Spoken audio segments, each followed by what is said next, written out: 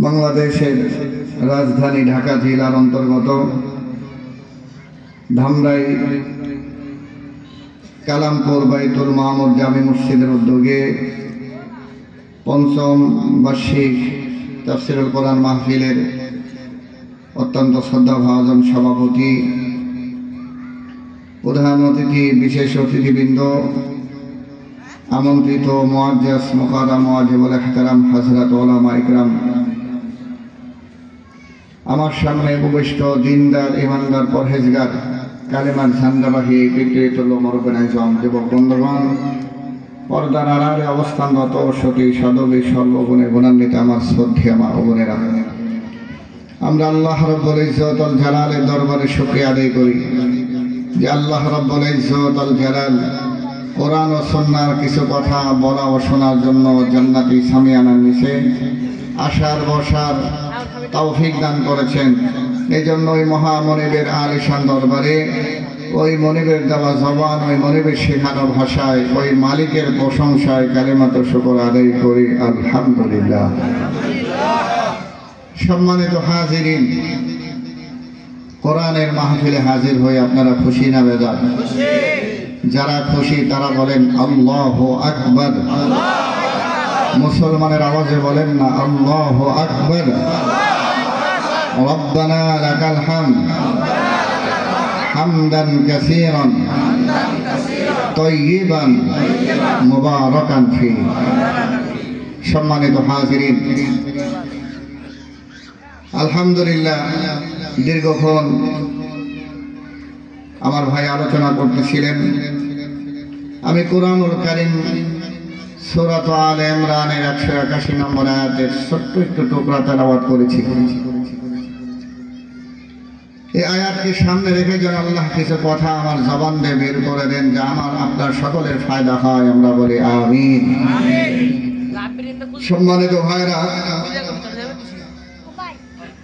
যে আয়াত তেলাওয়াত করেছি সেই আয়াতের শানে নুজুল প্রেক্ষাপট আছে। সেই আয়াতের শানে নুজুল প্রেক্ষাপট আল্লাহ এবং তার রাসূলের শান ও মান রক্ষার জন্য, আল্লাহ আর তার রাসূলের ইজ্জত রক্ষার জন্য মাঝে মাঝে অনেক নরম মেজাজের সাহাবায়ে কেরাম, অনেক ভদ্র সাহাবী আল্লাহ দুশমনদের বিরুদ্ধে, সাহাবীর দুশমন, রাসূলের দুশমনদের বিরুদ্ধে মাঝে মাঝে এই নরম সাহাবীরাও গরম হয়ে যাইতেন। দ্বীনের খাতিরে, ইসলামের খাতিরে, আল্লাহর শান ও মান রক্ষার জন্য মাঝে মাঝে নরম মানুষগুলো গরম হয়ে যাইতেন। তাফসীরে ইবনে কাসির, তাফসীরে মাঝারি, রুহুল বয়ান, মানি সহ সমস্ত তাফসীরের কিতাবে এই আয়াতের তাফসীর যদি আপনাদের ভাষায় থাকে গিয়ে দেখবেন। আমি আপনাদের কাছে জানতে চাই, যেহেতু পাশে যিনি বসা, আপনাদের এই কালামপুর ধামরাইয়ের ভিতরে সবচেয়ে বড় মাদ্রাসা দাউটিয়া মাদ্রাসা, মাদ্রাসার প্রিন্সিপাল হুজুর ডানে বসা, এই জন্য তো এখানে কথা বলতে হলে তো হুশ করে খাওয়া লাগবে। তো বিষয়টা হলো, আমরা সানি খুতবার ভিতরে যারা জুমার নামাজ পড়তে যায়, একটা হাদিস আমরা শুনি, ক্বালান নবী সাল্লাল্লাহু আরহামু উম্মতি বিউম্মতি আবু বকর ওয়া আশাদ্দুহুম ফি আমরিল্লাহি উমর ওয়া আসদাকুহুম হায়াআন উসমান। এটা আওয়াজ কোথায় দাও, কেন কেন করে? এই সানি খুতবার ভিতরে সবসময় একটা এই হাদিস শুনি।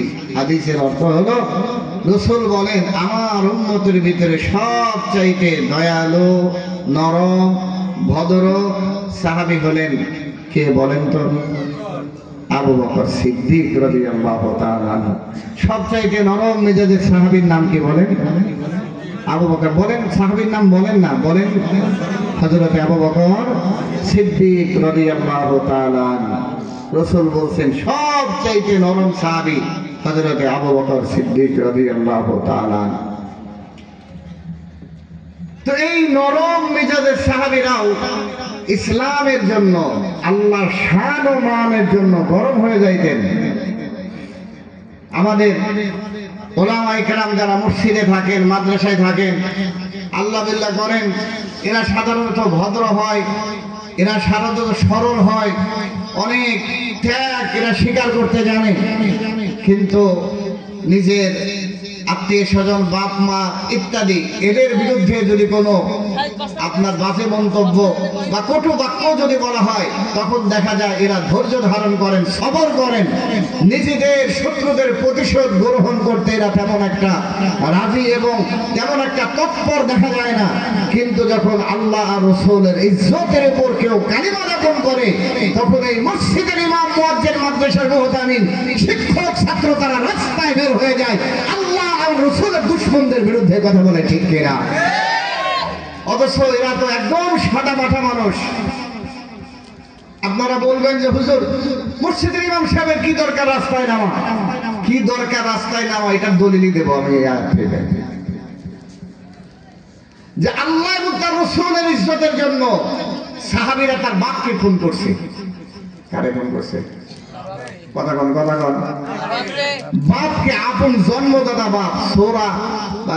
সূরাতুল এই মুজাদালা 28 নম্বর পারা 4 নম্বর পৃষ্ঠার ভিতরে আছে। সাহাবী হযরতে আবু উবাইদা ইবনুল জাররাহ, অনেক বড় মাপের সাহাবী। শৈশবকালে ইসলাম ধর্ম গ্রহণ করিয়া আল্লাহর পয়গম্বরের সাথে হিজরত করে মক্কা থেকে মদিনার দিকে রওনা হয়ে যায়। আল্লাহর নবীর সাহাবী হযরতে আবু উবাইদা ইবনুল জাররাহ সাধারণ কোনো সাহাবী না। আল্লাহর পয়গম্বর বলেন, আমিনু হাদিহিল উম্মাহ, আমার উম্মতের ভিতরে সবচাইতে আমানতদার একজন সাহাবী আছে, একজন ব্যক্তি আছে, যার নাম হলো হযরতে আবু উবাইদা ইবনুল জাররাহ রাদিয়াল্লাহু তাআলা। কত বড় মাপের আমানতদার! হযরতে খলিফাতুর রাসূল, খলিফাতুল মুসলিমিন, হযরতে ওমরের জামানার ঘটনা। আল্লাহর পয়গম্বরের সাহাবী, খলিফাতুল মুসলিমিন, অর্ধ জাহানের বাদশা হযরতে ওমর ফারুক রাদিয়াল্লাহু তাআলা। উনি ঈদের বাজার করবেন, মার্কেট করবেন। আবু উবাইদা ইবনুল জাররাহর কাছে নিজের ঈদের মার্কেট, সন্তানাদের ঈদের মার্কেট করার মতো নিজের কাছে কোনো গচ্ছিত টাকা নাই, সম্পদ নাই।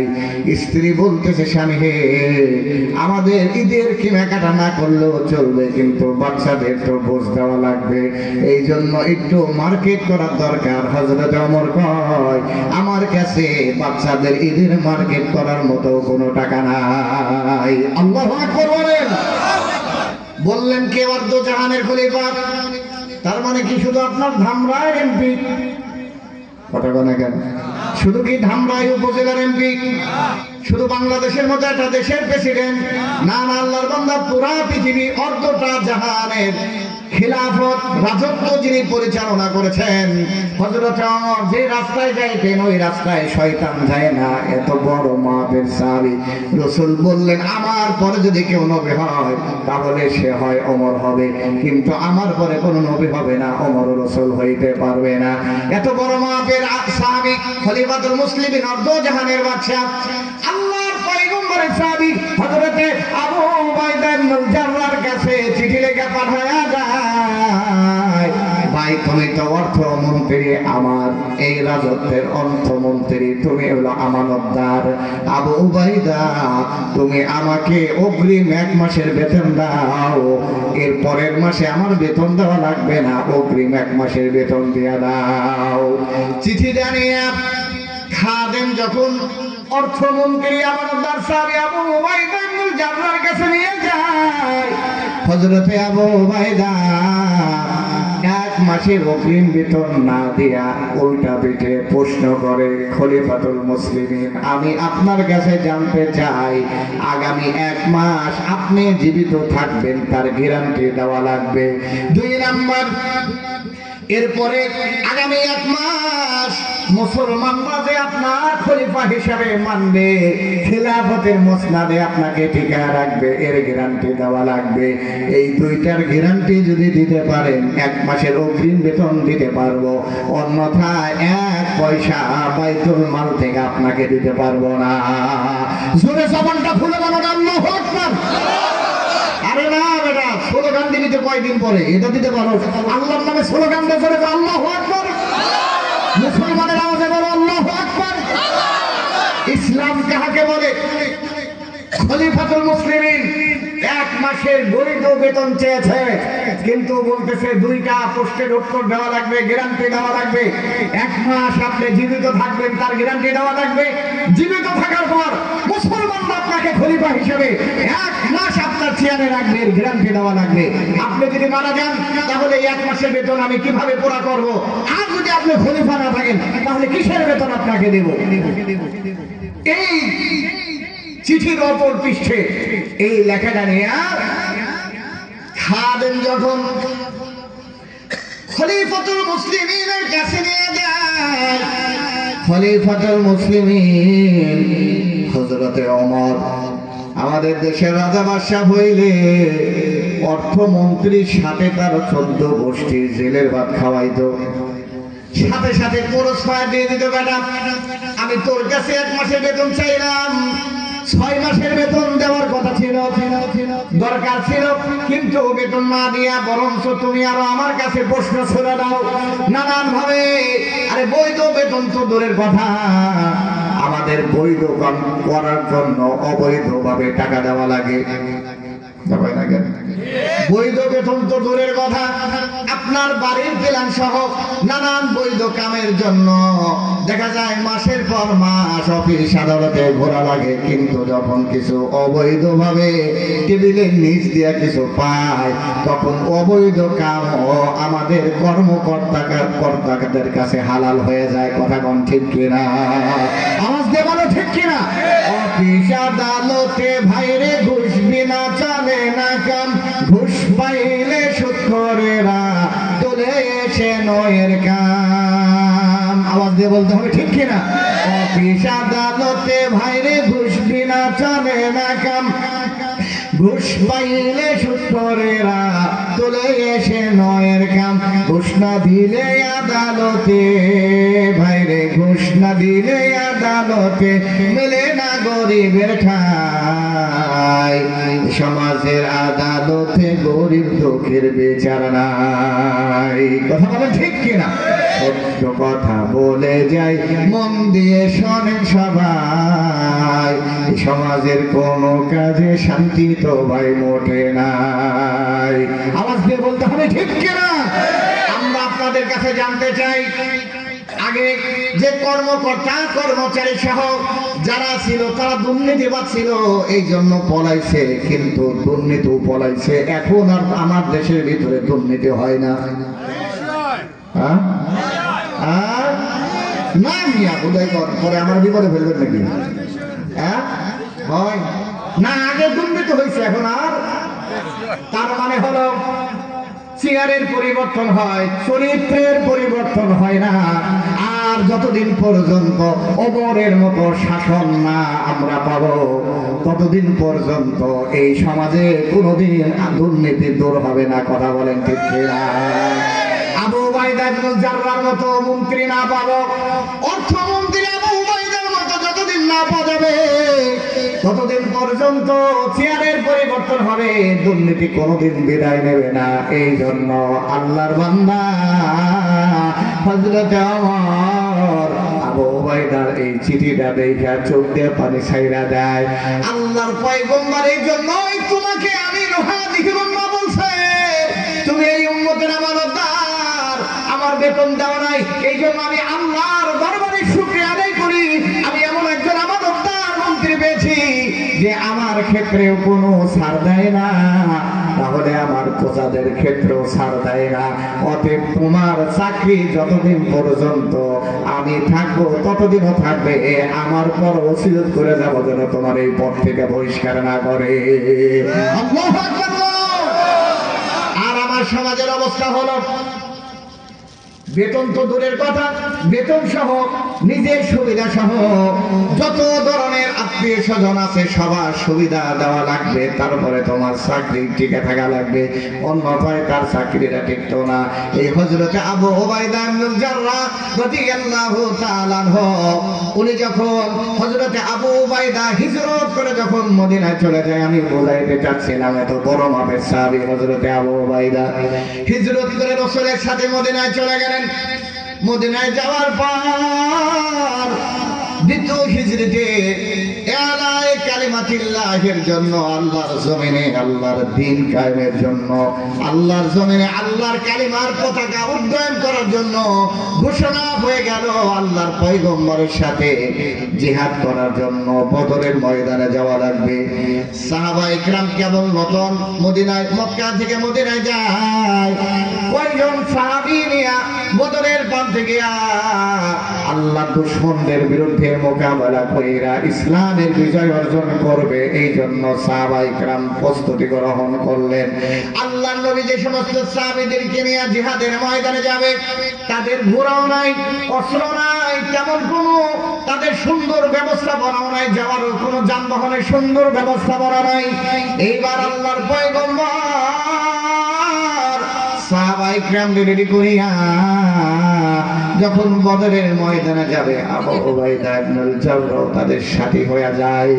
এইবারে জিহাদটা সহজ না রে বাবা, এইবারে জিহাদটা এত সহজ ছিল না। তার কারণ কেবল মক্কা থেকে মদিনায় আসছে, যাদের বিরুদ্ধে লড়াই করবে সাহাবীরা তাদের অধিকাংশই হলো ভাইয়ের বিরুদ্ধে লড়াই করা লাগবে, চাচার বিরুদ্ধে লড়াই করা লাগবে, মামার বিরুদ্ধে লড়াই করা লাগবে, বাবার বিরুদ্ধে লড়াই করা লাগবে। এমন একটা পরিস্থিতিতে এরপরও সাহাবীরা দ্বীনের জন্য, আল্লাহর জন্য, নবীর ইজ্জতের জন্য তারা নিজেদের আপনজনের সাথে লড়াই করার জন্য জিহাদের ময়দানে যাওয়ার জন্য রেডি হয়ে যায়। জিহাদের ময়দানে চলে যাওয়ার পর যেটা আমার বোঝানোর উদ্দেশ্য, যদি নিজের বাবা, নিজের মা, নিজের বোন, নিজের ভাই, নিজের চাচাও যদি ইসলাম বিদ্বেষী হয়ে যায়, বিরোধী হয়ে যায়, তখন কি কর্তব্য, কি করণীয়, এই আয়াতের ব্যাখ্যার ভিতরে আল্লাহ বোঝায়া দেয়। হযরতে আবু উবাইদা তার বাবা হলো জাররাহ, হযরতে আবু উবাইদার পিতা জাররাহ আবু সুফিয়ানের নেতৃত্বে রাসূলের বিরুদ্ধে লড়াই করার জন্য বদরে আসে, আর সন্তান রাসূলের পক্ষে, আল্লাহর পক্ষে কাফিরদের বিরুদ্ধে লড়াই করার জন্য বদরে যায়। যখন কাফির আর মুসলমানদের লড়াই শুরু হয়ে গেল, হযরতে আবু উবাইদা কয়, আমার বাবাকে দেখি তরবারিটি নিয়া মুসলমানদের দিকে অগ্রসর হয়, আমি আমার বাবারে দেখা মাঝে মাঝে পিছনে চলে যাই, যেন বাবার আঘাত আমার না লাগে, আমার আঘাত বাবারে না লাগে। কিন্তু যুবক ভালো করে শোনো, কান খাড়া করে দাও। হযরতে আবু উবাইদা কয়, কিন্তু যখন দেখলাম আমার বাবা আমার আল্লাহর হাবিব পয়গম্বরে আরবি তার উপর আক্রমণের জন্য প্রস্তুতি নেয়, তখন আর সহ্য করতে পারি না, তখন আমি আমার তরবারিকে দিয়া আমার বাবার কল্লাটা গর্দান থেকে ওড়ায়া দেই। আল্লাহু আকবার। তার মানে হলো আল্লাহ রাসূলের ইজ্জত রক্ষার জন্য সন্তান তার বাবাকে হত্যা করে দিয়েছে, আল্লাহর কালিমা আল্লাহর জমিনে কায়েম করার জন্য আবু উবাইদা তার বাবাকে দুনিয়া থেকে হত্যা করে জাহান্নামে পাঠিয়ে দিয়েছে। অতএব বন্ধু যুবক শোনো, ইসলাম যারা গ্রহণ করবে, ইসলামের জন্য যারা ত্যাগ স্বীকার করবে, তারাই তো তাদের মতো দামি হয়ে যাবে। কত দামি হয়ে যায়, এমন সাহাবীদেরকে আল্লাহর পয়গম্বর দুনিয়াতে জান্নাতের সুসংবাদ দিয়া তাদের দুনিয়া থেকে বিদায় দিয়েছেন। সুবহানাল্লাহ। এই জন্য বন্ধুগণ আমার, এরকম করে করে ইসলামের জন্য সাহাবীরা নিজেরা জীবন দিলেন। আল্লাহ তার পয়গম্বরের ইজ্জত রক্ষার জন্য সাহাবায়ে কেরাম রিদওয়ানুল্লাহি তাআলা আলাইহিম আজমাইন তারা নিজেরা শাহাদাত বরণ করলেন। আল্লাহর পয়গম্বরের আরেকজন সাহাবী মহিলারাও ইসলামের জন্য ত্যাগ কম স্বীকার করে নাই রে বাবা। আপনাদের এই প্যান্ডেলে শুনেছি অনেক মা বোনরা আসছেন, দানও করেছেন অনেক মা বোনেরা। ও মা শোনো, শুধু শুধু পুরুষরা ইসলামের জন্য জিহাদ কইরা কালিমার পতাকা উড়াইছে, বিষয়টা এমন না। তোমাদের মায়ের জাতি তোমরাই প্রথম কালিমা পইরা মুসলমান হইছো। পুরুষের আগে কালিমা পইরা মুসলমান হইছে মায়ের জাতি খাদিজাতুল কুবরা রাদিয়াল্লাহু তাআলা আনহা। হযরতে খাদিজা সর্বপ্রথম এই উম্মতের কালিমা পইরা মুসলমান হওয়া ব্যক্তি। তার মানে আমার বাবার চাইতে মায়ের জাতিরা আপনারা প্রথম মুসলমান। আর ইসলাম নামক বৃক্ষের নিচে আমাদের উস্তাদ শাইখুল হাদিস আল্লামা আজিজুল হক রাহমাতুল্লাহি আলাইহি বলতেন, ইসলাম নামীয় বট বৃক্ষের নিচে পানি নয়, এই বৃক্ষের নিচে রক্ত দিয়া ইসলাম নামক বৃক্ষকে তাজা রাখতে হয়। এই জন্য যেই জমিনে যত রক্ত পড়েছে ওই জমিনে কালিমার পতাকা তত উড়েছে, ওই জমিনে আল্লাহর বিধান তত আছে। ইসলামের জন্য রক্ত দেওয়া দরকার।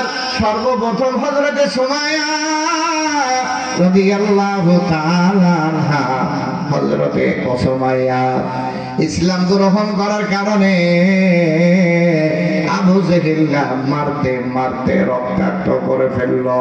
ও মায়ের জাতিরা ভালো করে শোনো, শুধু তাই না, আবু জেহেল হযরতে সুমাইয়াকে এমন মার দেয়, সন্তানের সামনে মারতে মারতে কাপড় গোড়া খুলে ফেলছে। সন্তান কয়, চাচা এমন কোনদিন কল্পনাও করি নাই নিজের চোখটা দিয়া নিজের মায়ের উলঙ্গ চেহারাটা দেখা লাগবে, শরীরটা দেখা লাগবে গো চাচা। এর আগেও যদি আল্লাহ আমার মত দিত তাও আমার কাছে ভালো লাগতো গো চাচা। ও চাচা আপনার পায়ে ধরি, আমাকে হত্যা করে দেন, শহীদ করে দেন, এর বিনিময় আমার মাকে ছেড়ে দেন, আমার মাকে একটু পোশাকের ব্যবস্থা করে দেন। আবু জাহিল্লার মন নরম হয় না। শুধু এখানে ক্ষান্ত নয়, মারতে মারতে মা সময় হযরতে সুমাইয়া পিপাসার্ত হয়ে যায়। হযরতে সুমাইয়া কয়, আবু জেহেল রে মারবি সমস্যা নাই, পানির পিপাসায় জিহ্বাটা বের হয়ে যায়, একটু পানি দে। আবু জেহেল কয়, পানি দেব, ছাইরা দেব, ঈমান ছাইরা দে। এই অবস্থায় মুহূর্ত অবস্থায় সুমাইয়া রাদিয়াল্লাহু তাআলা আনহা বলে, আবু জেহেল রে শোন, পানি না খাইতে খাইতে যদি মারাও যায়, মারতে মারতে যদি শহীদ হয়ে যায়, যে কালিমা একবার পড়ছি ওই কালিমা ছাইরা জাহান্নামে যাইতে রাজি না। আল্লাহু আকবার। সর্বপ্রথম রক্ত দিলেন মহিলা মানুষ, মায়ের জাতিরা। ও মায়ের জাতিরা শোনো, তোমরা ইসলামের জন্য তোমাদের কুরবানি কন্যা এই প্যান্ডেলে যে মায়ের জাতিরা আছেন, আপনাদের শিক্ষা নেওয়ার জন্য মায়ের জাতিদের সর্বপ্রথম যিনি মুসলমান করিলেন তার একটা ঘটনা বইলা দেই। এরপরে আমি আমার আয়াতের তাফসীর কইরা শেষ করব, আপনাদের কষ্ট দিয়ে লম্বা রাত করব না রে বাবা। আমার মায়ের জাতিরা শোনেন, সর্বপ্রথম যিনি কালিমা পড়লেন হযরতে খাদিজাতুল কুবরা। ইন্তেকালের সময় চোখ দিয়া পানি বের হয়ে আসে। পয়গম্বর বলে, খাদিজা কাঁদেন কেন? ইসলামের জন্য আপনার ত্যাগ, আপনার কোরবানি অনস্বীকার্য। আপনি যে ত্যাগ করেছেন, ইসলামের জন্য কোরবানি করেছেন, এটা কেউ অস্বীকার করতে পারবে না। নিজের সম্পদ, নিজের রাজত্ব সব কিছু তো আপনি ইসলামের জন্য ব্যয় করছেন, কেন কান্দেন? হযরতে খাদিজাতুল কুবরা বলে, পয়গম্বর কান্দার কারণ হলো এক নাম্বার, আপনি যখন কালিমার দাওয়াত দিতে যান তখন আপনার পাশে কেউ দাঁড়ায় না, তখন আপনার পাশে সাহায্য করার জন্য আমি খাদিজা দাঁড়া যাই।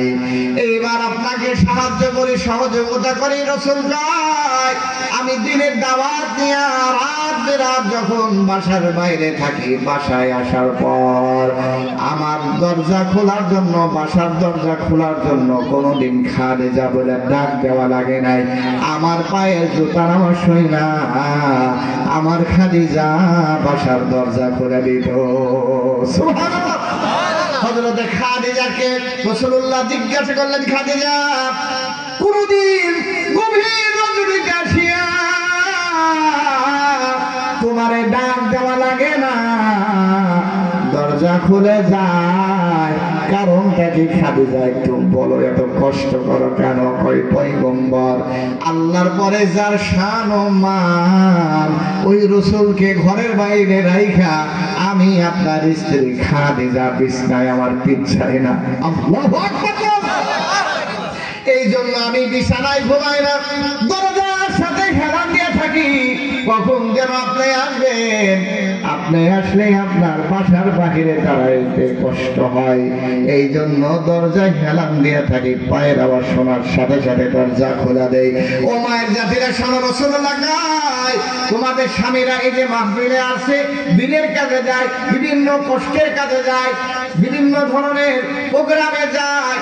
এই প্রোগ্রামগুলো থেকে আসার পর, চাকরি বাকরি দিয়ে আসার পর ঘরে যখন ঢোকে, তখন যদি তোমার স্বামীর হাতের ব্যাগটা, তোমার স্বামীর হাতের জুতাটা ইত্যাদি যা যা আছে এগুলো যদি একটু নিতে পারো, এরপরে যদি একটু গরমের সময় পাখা দিয়ে বাতাস দাও, পানি দাও, একটু তাকে তুমি ভালোবাসা দাও, রাসূলুল্লাহ কয় তোমার স্বামী সারাদিন পরিশ্রম করে যে পরিমাণ সওয়াব অর্জন করছে, বাসার পরে তুমি যদি এতটুকু ভালোবাসা বিনিময় করতে পারো, আল্লাহ তাআলা তোমার স্বামীর পুরা দিনের সওয়াব তোমার ঘরে থাকা স্ত্রীকে আল্লাহ দিয়ে দেয়।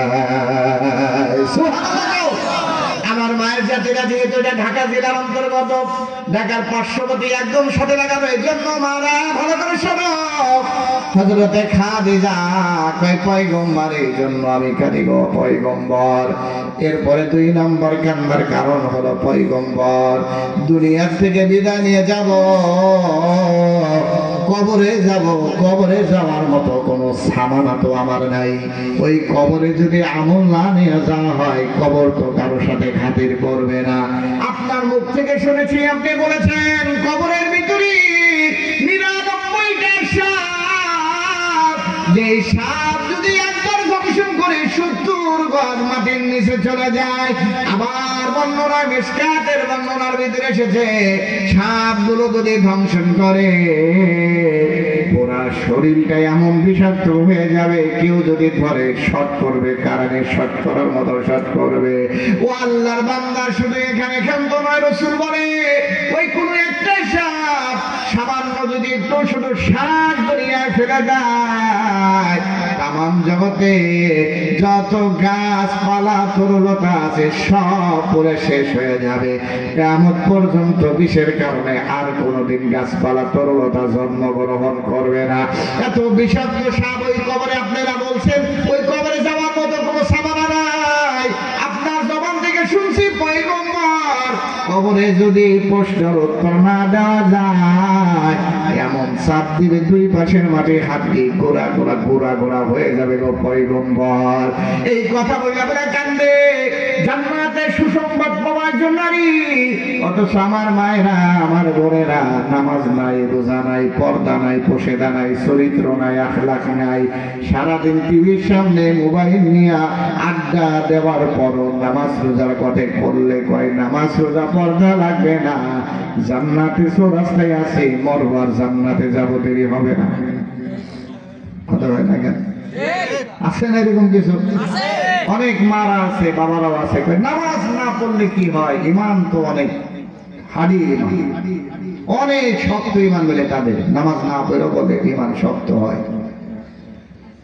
বন্ধুগণ আমার, তাহলে এবার আসেন মায়ের জাতিদেরকে লক্ষ্য করে বলে, মারা সব খাদিজা যাকে আল্লাহ জান্নাতে সুসংবাদ দেয়, আমরা শুধু শুনেছি 10 জন সাহাবী জান্নাতে সুসংবাদ পাইছেন, এটা শুনেছি, কিন্তু 5 জন মহিলা দুনিয়াতে আল্লাহ তাআলা জান্নাতে সুসংবাদ দিয়েছেন। তার ভিতরে অন্যতম হযরতে খাদিজাতুল কুবরা। হযরতে খাদিজাতুল কুবরার জন্য জান্নাতে সুসংবাদ দেওয়া, অথচ কান্দে কবরে কি নিয়ে যাব। অথচ এলাকার মা, আপনি সারাদিন বেপরদায় রাস্তায় হাঁটেন, স্বামী বিদেশে টাকা পাঠায়, স্বামীর বিদেশের কষ্টার্জিত টাকা দিয়া পরকীয়া করেন। কথা কয় না কেন? এই এলাকায় নাই আর কি, এই জন্য আপনারা জিদা আসতে গেছেন।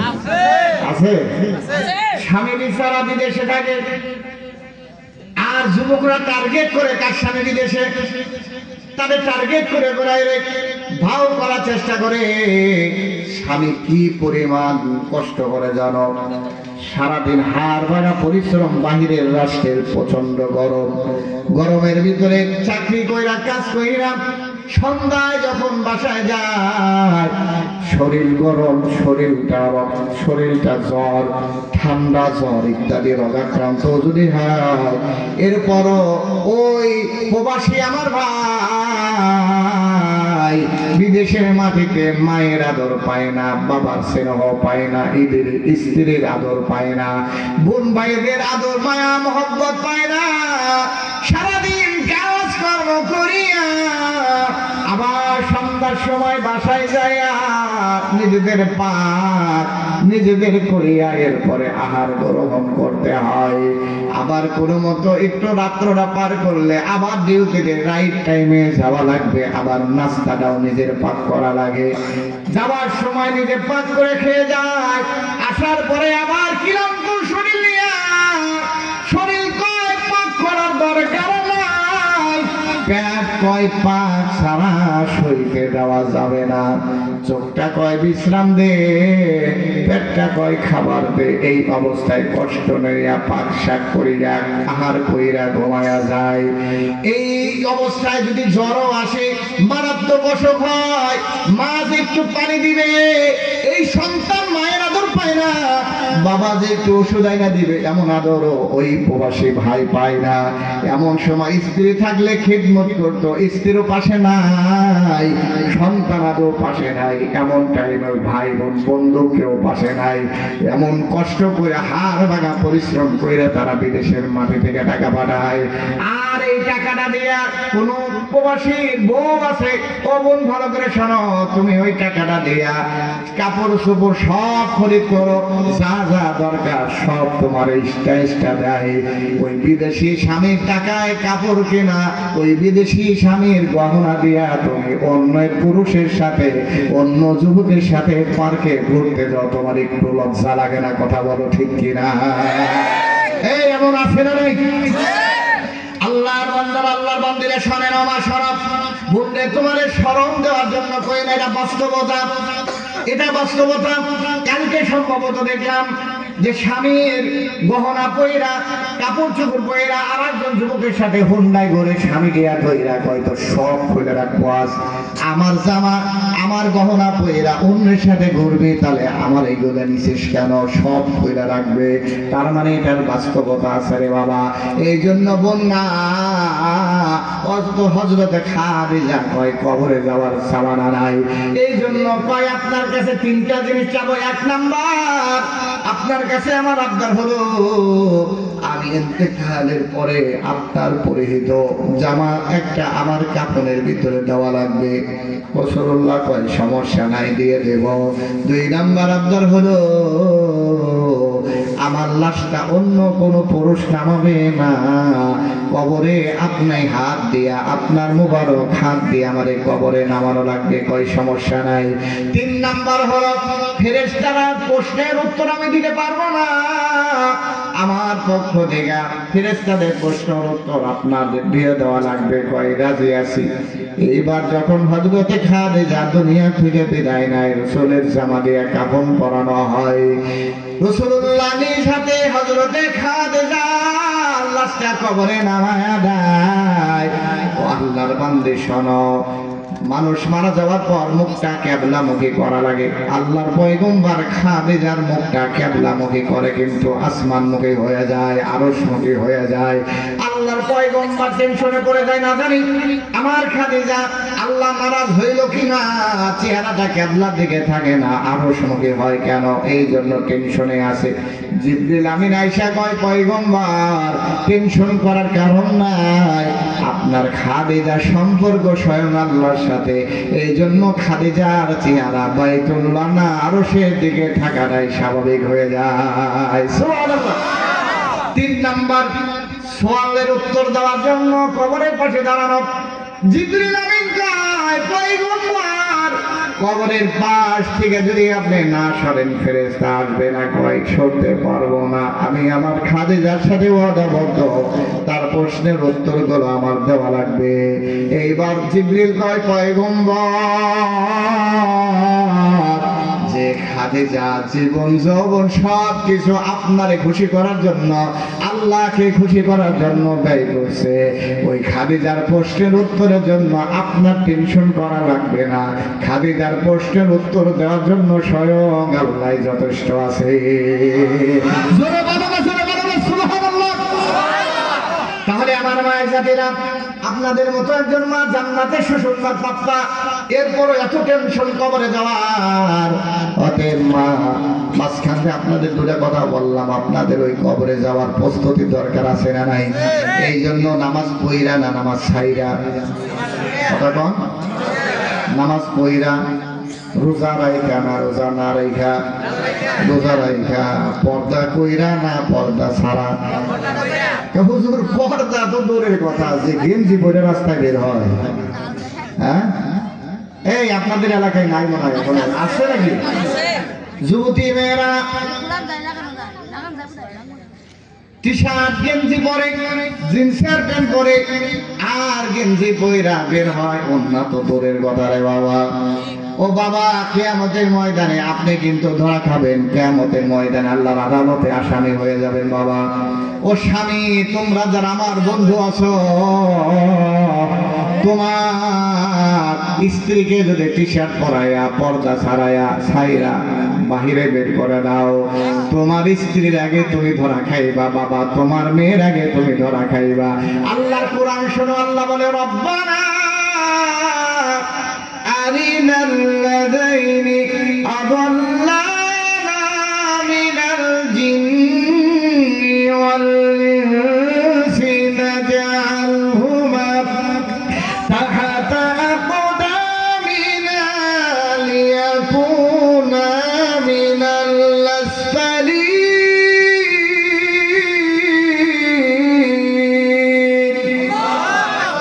আল্লাহ রাব্বুল আলামিন বলে, বান্দা শোনো, এই বাচ্চারা, মেয়েরা, স্ত্রীরা, অধীনস্থরা বলবে, আল্লাহ, কোনদিন আমার বাবা বলে নাই মা তোমারে একটা বোরকা কিনে দেই, তুমি একটু পর্দা সহকারে বাহিরে যাও, কোনদিন বলে নাই।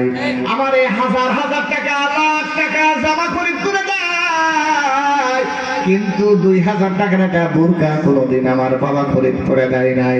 স্ত্রীরা বলবে, আল্লাহ, 50,000 টাকার লেহেঙ্গা চাইছি, আমার স্বামী অস্বীকার করে নাই, কিন্তু কোনদিন কয় নাই, স্ত্রী রে, কিয়ামতের ময়দানে তোমার শরীরটা জাহান্নামের আগুনে জ্বলবে, এটা বোরকা পরে যাও, লেহেঙ্গা আমার সামনে পরবা, পর্দা বাহিরে মানুষের সামনে করবা। কিন্তু আমাদের মহিলাদের অবস্থা হলো, ওই লাখ টাকার লেহেঙ্গা বাহিরে দেখায়, আর ওই পচা 3 পিস পয়রা স্বামীর সামনে যায় ঘরের ভিতরে। হ্যাঁ, ঠিক আছে? আল্লাহর বান্দিরা ভালো করে শোনেন। অথচ রাসূলুল্লাহ কয়, সাজবা তো স্বামীর জন্য সাজবা। এই সাজাগোজার জন্য যতটুকু সময় ব্যয় হয়, নফল ইবাদতের ভিতরে তোমার সময়টা গণ্য করা হয়। কিন্তু আমার মায়ের জাতিরা স্বামীদের জন্য সাজে না, বাহিরের মানুষের জন্য সাজে। ঠিক আছে? মিথ্যা কথা না তো বাবা, আপনি কোন তো সত্যি কথা, আপনি মুরব্বী, মুরব্বী তখন বলছে, ঠিক আছে তো? আচ্ছা, বান্দারা লক্ষ্য করেন, মা বোনটা মনে হয় খুব রাখতেছে, আবার কোন হুজুর আনছে আমাদের। না, আপনার পায়ে ধরে আপনাদের কথা তো ভালো কথা কইছে, আপনার আগে মুসলমান হয়েছেন, এরপরে ইসলামের জন্য প্রথম শহীদ আপনারা হয়েছেন, আপনারা তো অনেক ভালো। আল্লাহর পয়গম্বর বলছেন, পুরুষদের পায়ের নিচে হলো জুতা, আর আপনারা, আমাদের মা, আপনাদের পায়ের নিচে হলো আমাদের জান্নাত। সুবহানাল্লাহ বলবেন না? আমাদের পায়ের নিচে জুতা, আর আমাদের মায়ের জাতির পায়ের নিচে জান্নাত। আপনাদের মর্যাদা অনেক বেশি, কিন্তু বোন, কিয়ামতের কিয়ামতের ময়দানে আটকে যাইবা রে বোন।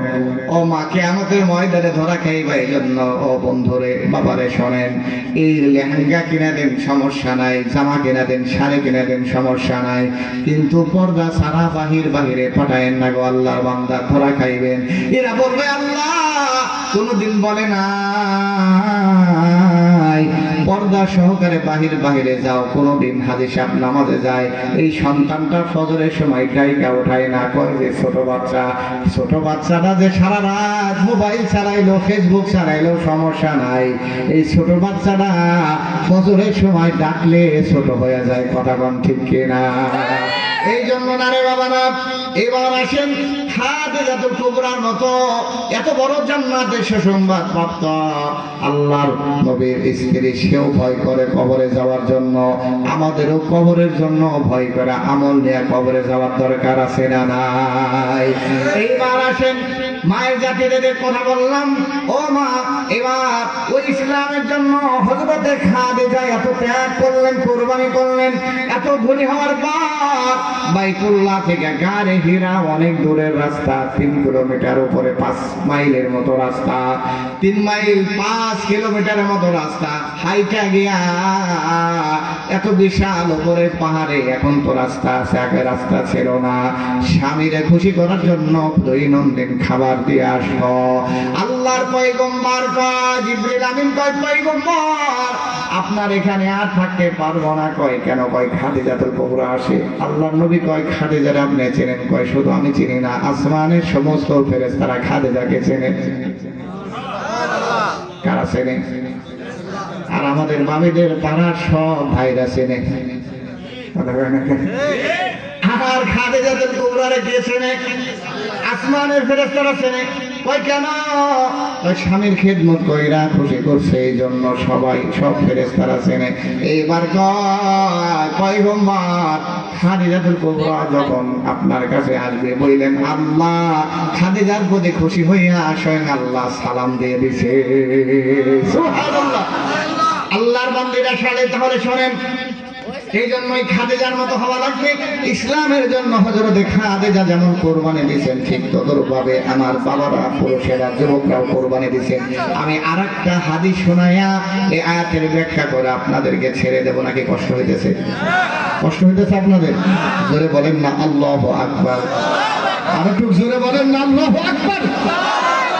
আমার নবীর একজন সাহাবী হযরতে সাদ বিন রবি রাদিয়াল্লাহু তাআলা ইসলামের জন্য, আল্লাহর জন্য, নবীর জন্য উহুদের ময়দানে হযরতে সাদ বিন রবি রাদিয়াল্লাহু তাআলা আল্লাহর পয়গম্বরের সাহাবী, ইসলামের জন্য, কালিমার জন্য, দ্বীন কায়েমের জন্য উহুদের ময়দানে রাসূলুল্লাহর সাথে ওই 1000-এর বাহিনীর ভিতরে 700 জন সাহাবী রাসূলের সাথে কাফেরদের মোকাবেলায় লিপ্ত হয়ে যায়। কাফেরদের সংখ্যা ছিল 3000, মুসলমানের সংখ্যা 700। এই 700-র ভিতরে সাদ বিন রবি একজন সদস্য। হযরতে সাদ বিন রবি লড়াই করতে করতে আল্লাহর পক্ষে, রাসূলের পক্ষে লড়াই করতে করতে শরীরটার ভিতরে একটা নয়, দুইটা না, 72টা তীর তরবারের আঘাত শরীরের ভিতরে লেগে যায়। এরপর হযরতে সাদ জিহাদের ময়দান থেকে পলায় না, কাফেরদের বিরুদ্ধে লড়াই করতে করতে যখন জমিনে পড়ে যায়, জিবরিল আমিন এসে কয় পয়গম্বর, জিবরিল আমিন এসে কয় পয়গম্বর আপনার কিছু আশেক এই উহুদের ময়দানে শহীদ হয়ে যাচ্ছে, একটু খবর নেন গো পয়গম্বর। আল্লাহর নবী সাহাবী হযরতে যায়েদ বিন হারেসাকে ডাইকা কয়, ও যায়েদ রে, যাও যাও, আমার সাদ আমার মহব্বতে, আল্লাহর মহব্বতে কাফেরদের আঘাত একটা নয়, দুইটা নয়, 72টা আঘাত খাইয়া জীবন মরণের সন্দিগ্ধ আছে, তো যাও তারে দেখে আসো। শুধু দেখে আসবা না, তার শরীরে যদি রূহ থাকে, জান থাকে, যা বলবা যে আমার পক্ষ থেকে বলবা, ইকরাউ আলাইকা মিন্নি সালাম দিয়া বলবা যে রাসূলুল্লাহ তোমাকে সালাম দিয়েছে, এই কথাটা বলবা। এইবার হযরতে যায়েদ গিয়া খুঁজে যারা আহত অবস্থায় ময়দানে পড়ে আছে তাদেরকে গিয়া খুঁজে, খুঁজতে খুঁজতে গিয়া এক জায়গায় দেখে সাদ বিন রবিরে পাওয়া যায়। গিয়া দেখে কাতরাচ্ছে, জীবন মরণের সম্মুখে এমন একটা অবস্থায়, মারা যাবে যাবে ভাব গিয়া আল্লাহ নবী সারি বলতেছে আপনি কি সাদ বিন রবি? কয় হ্যাঁ আমি সাদ বিন রবি। এত আঘাত খাওয়ার পর কোনো মানুষের চিনার কথা না। বলতেছে আপনার সুসংবাদ হলো রাসূল আপনাকে সালাম দিয়েছে। হযরতে সাদ বিন রবি বলতেছে ওয়ালাইকা ওয়ালাইকা আসসালাম ইয়া রাসূলুল্লাহ। বলতেছে ও যায়েদ তুমিও গিয়া কইবা হযরতে সাদ আপনাকে সালামের উত্তর দিয়েছে, আপনাকে সালাম দিয়েছে। এইবার হযরতে যায়েদ কয় ওই সাদ বিন রবি কোন মৃত্যুর টেনশন নাই, তার এই মুখটা দিয়া ঠোঁটটা দিয়া মুচকি হাসি দেখতে পাই। আমি জিজ্ঞাসা করলাম সাদ 72টা আঘাত খাওয়ার পর কোন মানুষ স্বাভাবিক থাকার কথা না, আপনি কেন মুখ দিয়া মিষ্টি মিষ্টি ঠোঁট দিয়া হাসেন? বলতেছে ও যায়েদ রে কেন হাসবো না, আজি দরি হাল জান্নাহ, আমি এই উহুদের পাহাড়ের পদদেশ থেকে আল্লাহর তৈরি জান্নাতের ঘেরান পাচ্ছি। আল্লাহু আকবার। ও যুবক, 70টা আঘাত পাওয়ার পরও তারা ইসলাম ত্যাগ করে নাই। 70টা তীর তরবারির আঘাতের পরে তারা ইসলাম ত্যাগ করে নাই। এই জন্য তোমাদের উপর যদি সামান্য একটু আঘাত চলে আসে তোমরা নামাজ রোজা সব ছাইরা বাড়িতে বসে থাকো না, না এটা শিক্ষা নাও। এই জন্য যে আয়াত তেলাওয়াত করলাম বলতেছিলাম নরম সাহাবীরা ইসলামের জন্য গরম হয়ে যাইতো। এই আয়াতের ব্যাখ্যার ভিতরে তাফসীরে মাযহারের ভিতরে এসেছে সবচাইতে নরম সাহাবী হযরতে আবু বকর সিদ্দিক রাদিয়াল্লাহু তাআলা। এত নরম মেজাজের সাহাবী, উনি একদিন দাওয়াত নিয়া বনু কাইনুকার গোত্রের ভিতরে চলে যায়। বনু কাইনুকার গোত্রের ভিতরে গিয়ে দেখে ইহুদিদের একটা মজমা দেখা যায়। ওই মজমার ভিতরে ইহুদি একজন পণ্ডিত যার নাম কোন তাফসীরকার ফাকহাস লিখেছেন, কোন তাফসীরকার ফানহাস লিখেছেন। এই ইহুদি পাদ্রী ইহুদিদেরকে নিয়ে তাওরাত আর ইনজিলের আলোচনা কইরা তাদেরকে ধর্মের কথা শোনায়। হযরতে আবু বকর গিয়া কয় ও ফানহাস বা ফাকহাস তুমি কেন তাওরাত পড়িয়া তাদেরকে তুমি জাহান্নামের পথে নিয়ে যাও? তোমার তাওরাতের ভিতরে আল্লাহর কথা আছে, তাওরাতের ভিতরে রাসূলুল্লাহর কথা আছে। তুমি এত বড় জ্ঞানী হওয়ার পর কেন তুমি তাদেরকে সঠিক কথা না বইলা কেন তুমি গুমরাহের কথা কও? এই কথা শোনার পরে ওই ইহুদি পণ্ডিত আবু বকরকে বলে আবু বকর তুমি কোন আল্লাহর প্রতি ঈমান আনার কথা কও যে আল্লাহ বলেছে মান যাল্লাযী ইউকরিদুল্লাহা করদান হাসানা, যে আল্লাহ বলেছে যারা মানুষকে ঋণ দিবে দান করবে উত্তম বিনিময় ডবল আল্লাহ তাআলা দান করবে। তার মানে তোমার আল্লাহ মানুষের কাছে ঋণ চায়, তার মানে আমরা জানি যে ঋণ চায় সে হলো দরিদ্র আর যে ঋণ দেয় সে হলো ধনী। তার মানে তোমার আল্লাহ গরিব আমরা ধনী, তোমার ওই গরিব মার্কা আল্লাহর প্রতি আমরা ধনীরা ঈমান আনতে পারি না। নাউজুবিল্লাহ। কি বলছে যে তোমার আল্লাহ বলছে যে মানুষকে কর্জ দিবে, কর্জে হাসানা দিবে, তার পুরস্কার দ্বিগুণ দেওয়া হবে। আর আমরা জানি ঋণ তো সে চায় যে অসহায় দরিদ্র, আর ঋণ তো দেয় যারা বড় লোক ধনী তারা। তাহলে তোমার আল্লাহ গরিব, এই গরিব আল্লাহর প্রতি কি আনতে পারি না ঈমান আনতে? এই সাহাবী যার সামনে কথা বলছে সে কি সাহাবী? নরম। কতক্ষণ বাবাইবার কথা বলে যে হুজুররা কেন খোদাই রাস্তায় নামে, মাদ্রাসার হুজুররা এত রাস্তায় নামার দরকারটা কি? ইসলামের উপর আঘাত আসলে এলাকার মাতবাররা নামে না, নেতারা নামে না। নেতারা নামে কখন? যখন নেতার বিরুদ্ধে কথা হয়, নেত্রীর বিরুদ্ধে কথা হয়, দলের প্রধানের বিরুদ্ধে কথা হয়, তখন এলাকার নেতা নেত্রীরা রাস্তায় নেমে যায়। আল্লাহ রাসূলের বিরুদ্ধে কথা বললে তখন অনেক নেতাদেরকে রাস্তায় খুঁজে পাওয়া যায় না। কথা বলেন ঠিক কিনা? মাদ্রাসার ছাত্র, মসজিদের ইমাম, মুয়াজ্জিন, দিনদার কিছু মুসল্লিরা রাস্তায় নেমে যায়। এরা নরম সরল, এরপরও নেমে যায় কেন? হযরত আবু বকর এই কথা শোনার পরে হযরত আবু বকর সিদ্দিক রাদিয়াল্লাহু তাআলা আনহু এই হাতটা দিয়া একটা থাপ্পড় মারা দিছে। ইহুদি পণ্ডিত ফানহাস বা ফাখাসের এই চলটার উপর একটা থাপ্পড় মেরে দেয়। থাপ্পড়টা লাগার সাথে সাথে পুরা গাল লাল হয়ে গেছে। এবার চিন্তা করলো যে আবু বকর এই ভদ্র মানুষটা আমাকে মারছে, রাসূলের পরে তার ইজ্জত আর সম্মান এই বিচার আর কারো কাছে চাওয়া যাবে না, সরাসরি রাসূলের কাছে বিচার চাওয়া লাগবে। এইবার গালে হাত দিয়া ইহুদি পণ্ডিত রাসূলের দরবারে গিয়া কয়, পয়গম্বর, আপনার সাহাবী আবু বকর এই দেখেন আমার অবস্থাটা কি করে দিছে পয়গম্বর। আল্লাহ রাসূল কয়, ইহুদি পণ্ডিত তুমি ভুল বলতেছো, আবু বকর এই কাজ করতে পারে না। আবু বকরের কাম এমনি করে মারা আবু বকরের স্বভাব না। ফাখাস কয়, না না, আপনার সাহাবী আবু বকরই মারছে। রাসূল বিশ্বাস করে না যে আবু বকর মারতে পারে। সুবহানাল্লাহ কোন। এইবার এই ইহুদি পণ্ডিত বলতেছে, আমারে মারছে, আমি চিনি নাই। কই না, তোমার মারার কারণে হয়তো তুমি ভুলে গেছো, ওটা ছিল আমার আবু বকর। ওমর ছিল, এটা আবু বকর না, এটা ওমর ছিল। কই না, আবু বকরই মারছে। এমন কথা চলতে চলতে আবু বকর রাসূলের দরবারে হাজির হয়ে যায়। এইবার বলতেছে, আবু বকর তুমি কি ইহুদি পণ্ডিত আঘাত করছো? কয়, জি ইয়া রাসূলুল্লাহ, আমি আঘাত করছি পয়গম্বর। রাসূল এবার জিহ্বায় কামড় দেখায়, আবু বকর তুমি মারতে পারলে? কয়, ইয়া রাসূলুল্লাহ, মারলাম এটা শুইনা আশ্বাস জান্নাত হইছেন, কিন্তু কেন মারলাম বেয়াদবটার কাছে একটু শুনে নেন। রাসূল কয়, কি হয়েছে? আবু বকর বললেন, ইয়া রাসূলুল্লাহ, এই বেয়াদব ও আমার আল্লাহর ব্যাপারে বলেছে আজবক, অমুরব্বী বাবা, ভালো করে শোনো।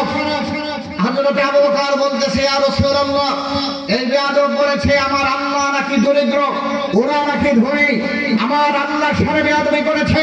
যদি ইহুদি আমার ব্যাপারে বাজে কথা বলতো আমার কোনো সমস্যা ছিল না, আমি তাকে আদর করতাম, মোহাব্বত দিয়ে ভালোবাসা দিয়ে জয় করতাম, আঘাত করার কোনো প্রয়োজন হতো না। কিন্তু যখন আমার সামনে আমার আল্লাহকে ব্যঙ্গ করে কথা বলেছে, তখন আমি আর বরদাস্ত করতে পারি নাই। আল্লাহর নবী, ইহুদিদের সাথে আমাদের চুক্তি আছে বিদায় শুধু থাপ্পড়ের উপরে ক্ষান্ত ছিলাম, আর যদি চুক্তি না থাকতো ওর কল্যাণটা আমার গর্দন থেকে আমি আলাদা করে দিতাম।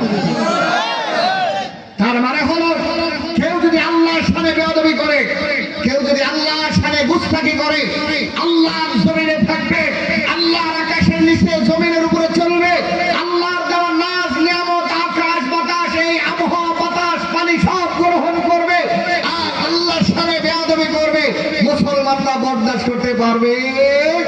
আওয়াজ দিয়ে বলেন, বরদাস্ত করতে পারবে?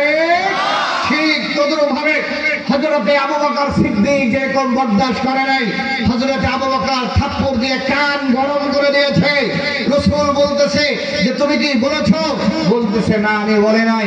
আল্লাহর বান্দারা লক্ষ্য করেন, তাহলে হযরতে আবু বকর নরম সাহাবী, আল্লাহর সাথে বেয়াদবি করার কারণে গরম হয়ে গেল।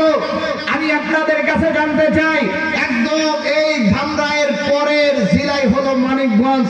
আপনাদের মানিকগঞ্জে কুখ্যাত আবুল সরকার যে আল্লাহর সাথে বেয়াদবি করেছে, এই বাউল নামের ফাউলরা ইসলামের সাথে বেয়াদবি করে, নবীর সাথে বেয়াদবি করে। মানিকগঞ্জের তাওহীদি জনতা তারা তো শুধু কিছু বাউলের পাছার উপর কয়েকটা বাড়ি দিয়েছে।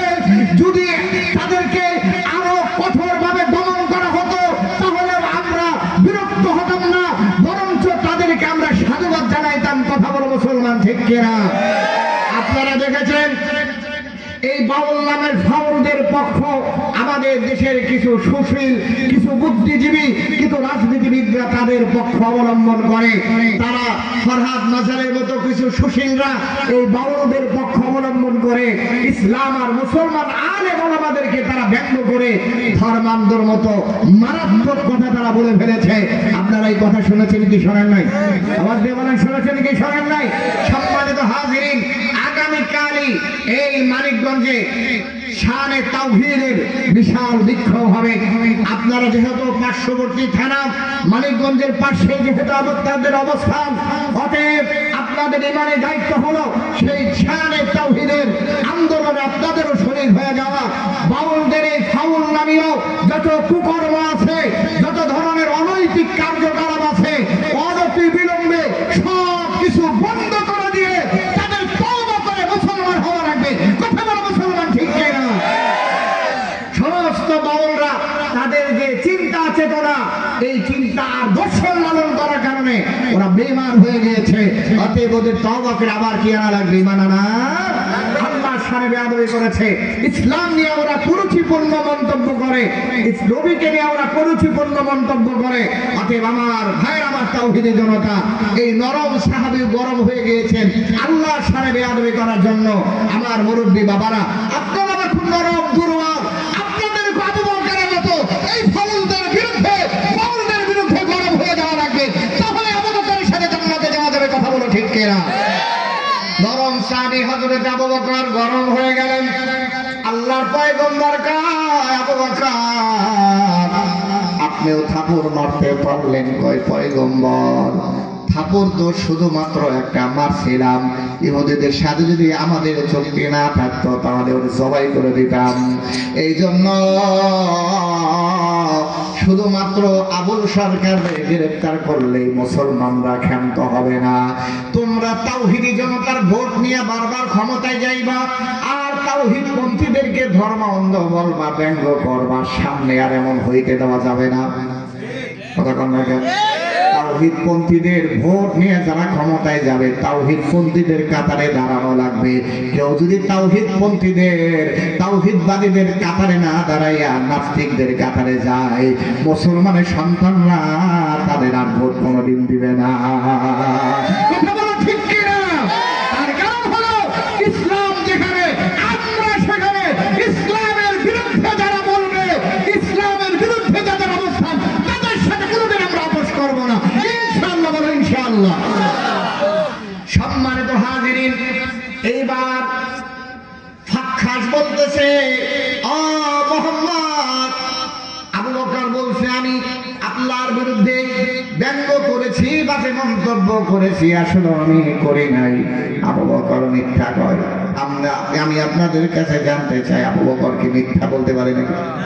কথা বল, আবু বকর মিথ্যা বলতে পারে? প্রশ্ন আসে না? যাকে সিদ্দিক উপাধি দেওয়া হয়, কিন্তু ইহুদি পণ্ডিত এই গাজাখোর কয় আবু বকর মিথ্যা বলেছে। রাসূলুল্লাহ কয়, আবু বকর ও যে আল্লাহর বিরুদ্ধে কথা বলছে, তোমার সাক্ষী আছে? কয় না, সাক্ষী নাই। এইবার রাসূল কয়, যখন সাক্ষী নাই তাহলে এবার ফাইসালা হলো, বিচার হলো। ইহুদিও তোমাকে একটা থাপ্পড় মাইরা প্রতিশোধ নেবে। রাসূলুল্লাহর ফাইসালা আবু বকর মাইনা নাই, কিন্তু আসমানের ফেরেশতারা মানতে পারে নাই। সুবহানাল্লাহ কয় না? রাসূলুল্লাহর বিচার আবু বকর মানে, সাহাবীরা আশ্চর্যান্বিত হয়ে যায়, ফেরেশতারা আশ্চর্যান্বিত হয়ে যায়। এইবার ফেরেশতারা কয়, আল্লাহ,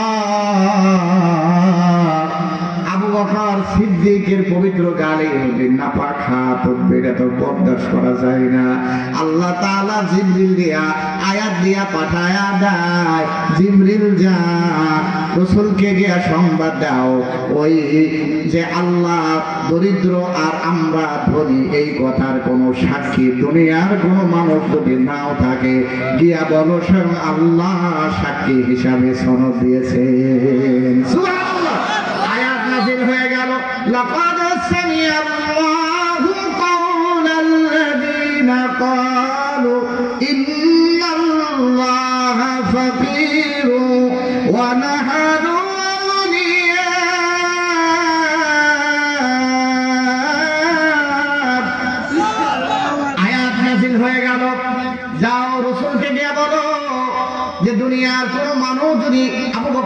পক্ষে সাক্ষীও না থাকে, কিন্তু ইহুদির বাচ্চা বলছে তারা ধনী আল্লাহ গরিব, স্বয়ং আল্লাহ আবু বকরের পক্ষে সাক্ষী হয়ে গেছে। এখন ফাইসালা হলো যে ইহুদির বাচ্চা আল্লাহর সামনে বেয়াদবি করার কারণে তাদের চরম শাস্তি রাসূলুল্লাহ দিয়েছেন। আল্লাহু আকবার। এই জন্য এই আপনাদের পার্শ্ববর্তী আবুল সরকার সহ তাদের গোষ্ঠী সহকারে আল্লাহ রাসূলের সামনে গুস্তাখি করার কারণে তাদের সর্বোচ্চ শাস্তি যতক্ষণ পর্যন্ত প্রয়োগ না করা হবে, ইসলামপন্থী তাওহীদপন্থী এই নরম বাবার আপনাদের কাছে জানতে চাই, আপনারা কি চুপচাপ বসে থাকবেন? নবী আমাদের সাথে জান মাল কুরবানি দিয়ে ইসলামের পক্ষ নেওয়ার জন্য রাজি আছেন তো ইনশাআল্লাহ? কারা হাত উঠায় নাই দেখেন, বোঝা যাবে আবুল সরকারের লোক। একটু নারা দেন, একটু নারা দেন, একটু নারা দেন। মাশাআল্লাহ, আল্লাহ কবুল করেন বলেন আমিন। আল্লাহ